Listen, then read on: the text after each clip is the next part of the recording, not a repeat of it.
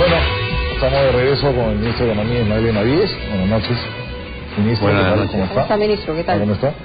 Y ministro, bueno, siempre es interesante ver un ministro de Economía con nosotros. Lo primero que le preguntaría es cómo está la foto. ¿Las elecciones han impactado en el crecimiento del PBI? ¿Hemos perdido punto del PBI? ¿Se ha caído la construcción, como se viene diciendo? ¿Cómo están las cosas? ¿Hay una desaceleración o estamos bien? Bueno, las ventas de cemento en el mes de abril prácticamente no crecieron y ese es un claro reflejo de la, no diría paralización, pero que la construcción ha dejado de crecer. Por otro lado, las licencias de construcción para nuevas edificaciones también están paralizadas y el ritmo de crecimiento de la economía evidentemente viene desacelerándose. Consumo de productos, consumo al mayoreo, ese tipo de cosas, manufactura, ¿cómo anda? Los otros sectores. Bueno, el Día de la Madre, que fue la última campaña importante, claro, estuvo razonablemente bien, pero de ahí, y eso fue justamente entre la primera y segunda vuelta. Normalmente, ministro, frente a un proceso electoral hay precaución, digamos, esto ocurre normalmente. Entonces, pero dicen que en este caso hay más precaución. Hay mucho más precaución y retracción, es decir, la gente no está invirtiendo porque está esperando 28 de julio, es decir, hay una espera tensa frente a lo que pueda pasar a partir del 28 de julio. ¿Cuánto le ha costado al Perú en cifras gruesas el tema electoral? Ya no vamos a hablar de personas, sino del proceso. ¿Un punto PBI? ¿2 puntos PBI? Yo pensaría que estamos más cerca de 2 puntos del PBI. O sea, 3.000 millones de dólares menos de riqueza.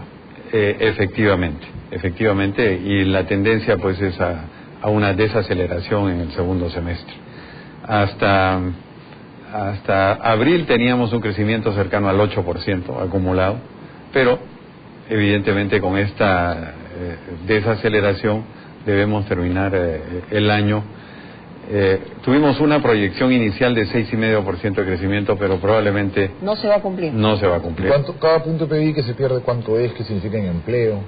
Bueno, en dólares son 3.000 millones de dólares, es 1% o menos de crecimiento de empleo cada punto y 0,8% en reducción de pobreza. A nosotros lo que nos preocupa, a mí personalmente lo que me preocupa, además de que se detenga el crecimiento, que es un crecimiento que viene ya de varios años acelerándose, es cuánta gente puede perder su empleo, porque el asunto no está en que no solamente no estamos creciendo o no estamos creciendo en la medida de, sino que van a tener frente a situaciones determinadas que haber reducción de personal, por ejemplo, ante un salario mínimo vital que esté más arriba de las expectativas de los empresarios, ¿no?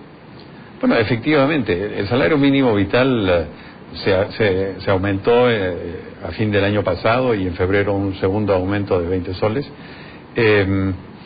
Y un aumento de la magnitud que está planteándose ahora, un 25%, es muy alto y realmente afectaría fundamentalmente a la pequeña empresa. La pequeña empresa, cuando hablamos de 10 personas, más o menos, así de empresas es, familiares, 10 o menos, digamos, de 10 o menos, que es 80% del empleo. Pero va a afectar a todos. Yo estaba hablando con una persona de una empresa mediana y me decía, mira, a mí esto me va a representar, mediana para grande, esto me va a representar $250.000 más en la caja si lo suben en julio. Y yo con los $250.000 voy a tener que votar gente, me dice, porque mi caja no cuadra. Así es, no cabe duda, y yo creo que estas cosas tienen que hacerse gradualmente. Y seguramente va a haber pérdida de empleo, y el otro tema es amenazas como el tema de la eliminación del despido arbitrario. El marco laboral, ¿no? El marco laboral. El Perú es uno de los países con mayores rigideces laborales en América Latina, y justamente es el talón de Aquiles cuando nos miden en el tema del doing business. Pero la gente parece que no lo entiende, porque uno escucha a Mario Guamán y dice que la liberalización extrema de los 90 no es un país especialmente liberal en empleo, ¿no? No, para nada, para nada. Eso es un mito que venden constantemente, ¿no? Ahora, en cuanto a responsabilidades propias del gobierno, porque evidentemente en todo lo que está pasando, si bien es cierto, digamos, ha habido una especie, no piloto automático, pero se ha trabajado para que crezca la economía, hay una gran responsabilidad del gobierno frente a no solamente los conflictos que estamos viendo, sino no haber podido tender este puente que digamos, haga una vía entre lo que es Lima, la capacidad que tiene de crecimiento y el resto del país. O sea, ¿cuál sería la autocrítica que se puede hacer? Usted ya viene a ser el último ministro de Economía, han pasado varios antes que usted, pero hay ahí un tema pendiente. Bueno, también estamos pasando por los avatares o dolores del crecimiento, y eso también genera desajustes. El caso de Puno, por ejemplo, que estábamos viendo, se ha quintuplicado lo que ha recibido de canon. Este año va a recibir 307 millones de soles más como 60 o 70 millones de soles de regalías. Entonces estamos hablando casi 400 millones de soles que no los gastan. El año pasado han gastado 49% y este año, en lo que va del año, han gastado 4% del canon. Son situaciones inauditas, ¿no? Son unos inútiles, ¿no? Pero, por ejemplo, hoy ha escrito Félix Jiménez en La República. Félix Jiménez es uno de los personajes más importantes dentro del equipo económico de Gana Perú. Que además está voceado, ¿no? Junto con Curburneo para ser próximo ministro de Economía, ¿no? Sí. Y dice, el interés nacional de economía significa entonces desalentar los flujos especulativos de capital de corto plazo. ¿Sería bueno esto? ¿Cerrar el ingreso a los capitales de corto plazo? ¿Frenarlos? ¿No cree que el Banco Central más bien ha tenido una política bastante prudente con esto? Muy prudente, y el Perú es uno de los países que mejor ha manejado todo este tema de los flujos especulativos a corto plazo. Y evidentemente hoy día ya no están, ya se fueron, Pero en ¿no? castellano, ¿esto qué significa para el precio del dólar? Por ejemplo, si empezásemos a tener controles al ingreso de capitales de corto plazo. No han funcionado donde los han intentado poner, llámese Brasil, llámese Chile, etcétera. Más bien, Chile está intentando seguir un poco el modelo peruano en cuanto a manejo de flujos de capitales. Y esto generaría una devaluación también. Indudablemente generaría una devaluación, y yo creo que el Perú necesita los flujos de capitales. O sea, para seguir en el ritmo de crecimiento que hemos tenido, no en los picos, sino, digamos, en los próximos años, ¿qué debe hacer el próximo gobierno? El Perú necesita más o menos 25% de su PBI en inversiones para crecer. Eso significa 35.000, y si crece el PBI, a 40.000 millones de dólares en los próximos años anualmente. De eso, las 3/4 partes son inversión privada, y el Estado pone aproximadamente 6% del PBI, o sea, 1/4 parte. Para que esa inversión venga, para que esa inversión, que es mayoritariamente además peruana, ocurra, hay que generar confianza.